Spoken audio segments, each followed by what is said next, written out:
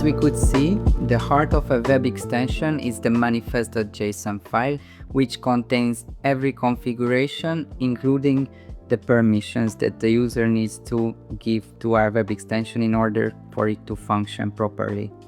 So if I scroll down in the generated manifest.json, in the wxt output, I see that it asks for two permissions, tabs and scripting.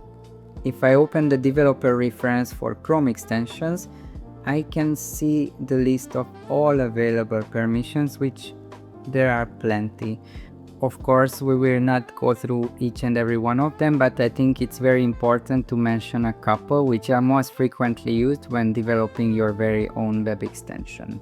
The storage permission is used to save or retrieve data locally, or if the user is signed into their Chrome profile, it also syncs across devices. The tabs queries and manipulates browser tabs, while there is another one called active tab, which accesses the current tab when the user invokes the extension. This is by far the safest, however the active tab is not enough in most cases because the user would need to initiate an interaction such as clicking on the pop-up, and in our extension we want to change the icon on the tab changes. The next one is context menus, which enables the extension to add items to the right-click menu. Bookmarks, which gives access to read and modify bookmarks. Notifications, which I'm sure you have seen before when websites ask you to allow notifications. Cookies, which might be useful if you want to read or write cookies globally. History, which gives you access to the browser history,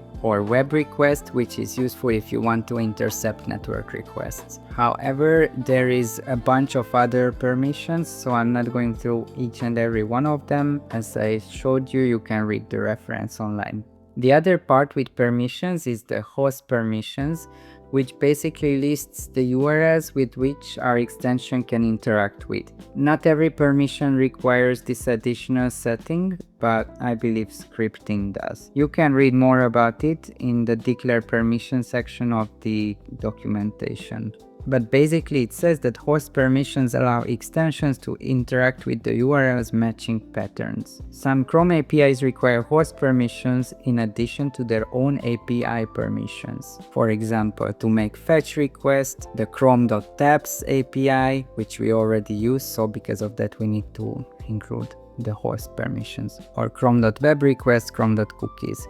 As you can see, this is an array, so I can actually add multiple items, such as this, or I can use wildcard characters, which is the asterisk, for example,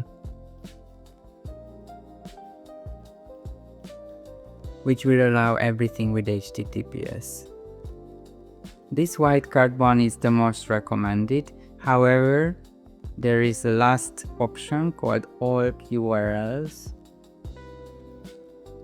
And what's the difference between this and the previous is that there are some specific pages, such as Chrome's settings pages, which, if you remember, Chrome //extensions, or files, for example, they do not follow the HTTPS protocol.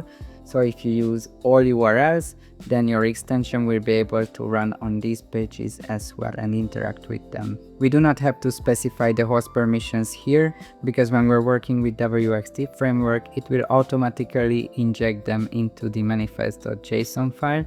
And before we wrap up this chapter, I just have one last advice: keep the permissions to the minimum. It has two reasons. One, it will make your approval process so much faster when you're submitting your extension to the Chrome Web Store. And two, if you're only asking for permissions that are truly needed for your functionality, it will make your app look more trustworthy and your end users will be more likely to download it.